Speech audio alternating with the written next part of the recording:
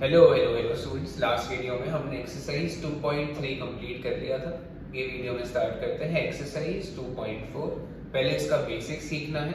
Starting में ये सीखना थोड़ा सा कंफ्यूजिंग है, समझना कंफ्यूजिंग है, तो ध्यान देना पड़ेगा, तब जाके ही आगे सॉल्व कर पाओगे, तब जाके ही ये समझेगा। चलो, तो इसमें तुमको सीखना है बेसिकली, अभी तक अपन ने लॉग का प्रॉपर्टी सब कुछ सीख लिया है, इंडाइसिस का प्रॉपर्टी सीख लिया है। अब ये सीखना है कि लॉग एक्चुअली कैलकुलेट कैसे होता है, इसका वैल्यू निकालते कैसे हैं। तो जैसे अगर मैं तुमको बोलूं, अब इसमें कुछ स्टेप्स है, वो सबसे पहले स्टेप्स फॉलो करने पड़ेंगे, उसके बाद तुम्हारा आंसर आएगा। तो अगर तुम्हें कोई भी चीज का लॉग निकालना है, जैसे फॉर एग्जांपल मैं बोलता हूँ लॉग ऑफ 234.5, ये नंबर का मुझे लॉग निकालना है। बेस कुछ नहीं गिवन है, मतलब बेस हम 10 ही लेके सॉल्व करते हैं। इसका जब मुझे लॉग निकालना है तो फर्स्ट स्टेप होता है ये नंबर को स्टैंडर्ड फॉर्म में कन्वर्ट करना है। स्टैंडर्ड फॉर्म में कन्वर्ट करना एक्चुअली तुमने बचपन में सीखा था। वो कैसे करते हैं, डेसिमल तुमको फर्स्ट डिजिट के बाद लगाना है। तो जैसे 234.5 है तो डेसिमल को मुझे 2 प्लेस लेफ्ट साइड पे शिफ्ट करना पड़ेगा। मतलब ये क्या हो जाएगा, तुम्हारा लॉग ऑफ 2.345। अब लेकिन मैं ऐसे अपने मन से नंबर तो चेंज नहीं कर सकता हूँ, तो मैं इसको क्या कर दूंगा, इनटू 10 स्क्वायर कर दूंगा। अगर मैंने इसको सिंप्लीफाई भी किया, इसको इनटू 100 कर भी दिया, तो मेरा आंसर तो यही आने वाला है जो ओरिजिनल नंबर था। तो जो ओरिजिनल नंबर है इसको बस मैं एक डिफरेंट फॉर्म में लिख रहा हूँ, स्टैंडर्ड फॉर्म में लिख रहा हूँ। करेक्ट है। और एक एग्जांपल ले लेते हैं, जैसे लॉग ऑफ तुम्हारा होने वाला है 5.3, सपोज ये नंबर है, तो ये ऑलरेडी तुम्हारा स्टैंडर्ड फॉर्म में है, तो मैं इसको क्या लिख लूंगा, log of 5.3 into 10 to the power 0। 10 to the power 0 क्या होता है, 1 ही होता है। करेक्ट है। और एक एग्जांपल ले लेते हैं, तुम्हारा लॉग ऑफ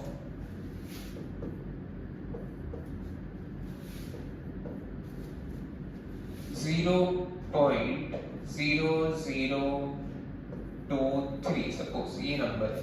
इसको स्टैंडर्ड फॉर्म में करना है तो फर्स्ट डिजिट के बाद, फर्स्ट नॉन जीरो डिजिट के बाद मुझे डेसिमल लगता है, तो मैं decimal place 3 place actually right में शिफ्ट करूंगा। 1, 2 और 3 प्लेस जब मैं राइट में शिफ्ट कर रहा हूँ, इसका मतलब मैं छोटे नंबर को बड़ा बना रहा हूँ। तो ये सिंप्लीफाई करके क्या हो जाएगा, तुम्हारा लॉग ऑफ 2.3। अब इसको मुझे छोटा बनाना है तो मुझे डिवाइड करना पड़ेगा, तो मैं इसको 10 रेज़ टू द पावर -3 लिख दूंगा।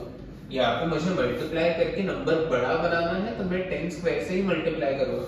यहाँ पे मुझे मल्टीप्लाई करने के बाद नंबर छोटा करना है, नंबर छोटा करने के लिए मुझे डिवाइड करना पड़ेगा। तो फर्स्ट स्टेप होता है कि तुमको कुछ भी नंबर गिवन है उसको स्टैंडर्ड फॉर्म में कन्वर्ट कर लो। करेक्ट है। स्टैंडर्ड फॉर्म में कन्वर्ट क्यों करते हैं, क्योंकि तुमको 2 वैल्यू निकालनी होती है, कैरेक्टरिस्टिक एंड मैंटिसा।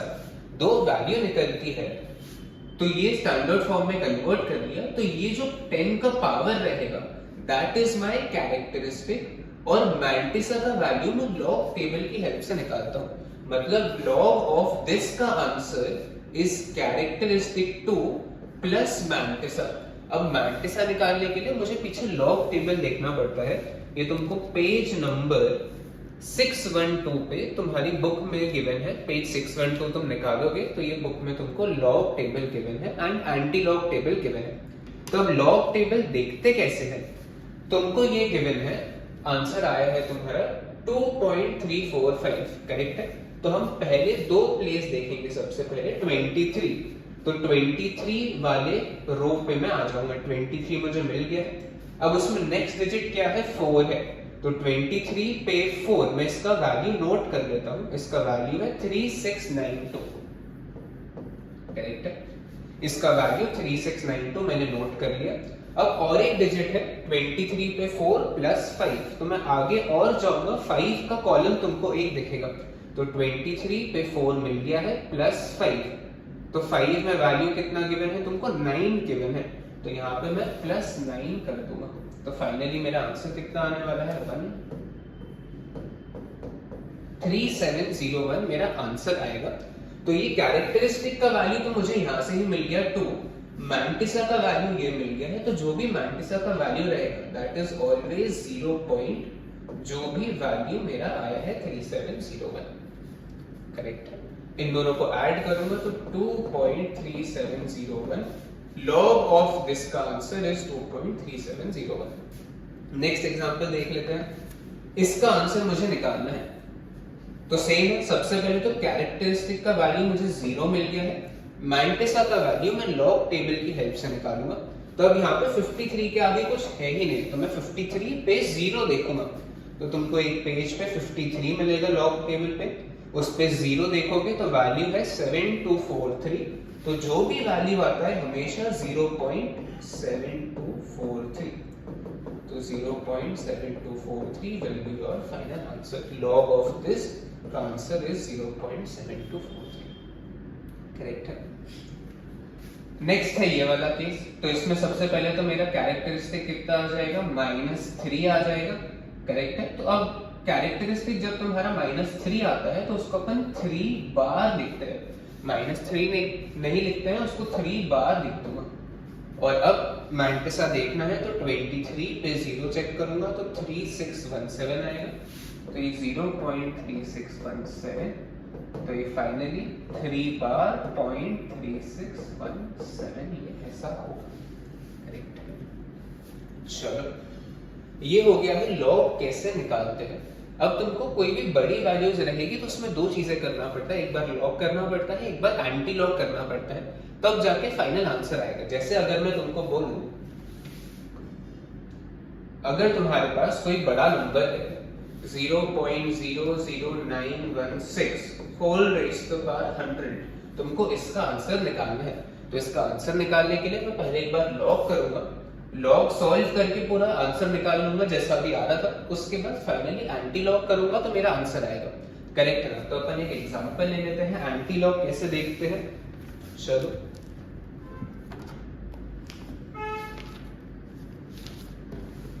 जैसे अगर मैं तुमको बोलूं तुमने सॉल्व किया और log x का तुम्हारा आंसर आ गया है 2.1647। करेक्ट है। तुमने जैसे अभी log निकाला था वो पूरी हेल्प से log निकाल दिया। अब तुमको एंटी लॉग करना है तो मैं क्या लिखूंगा, taking anti log on both sides. तो एंटी लॉग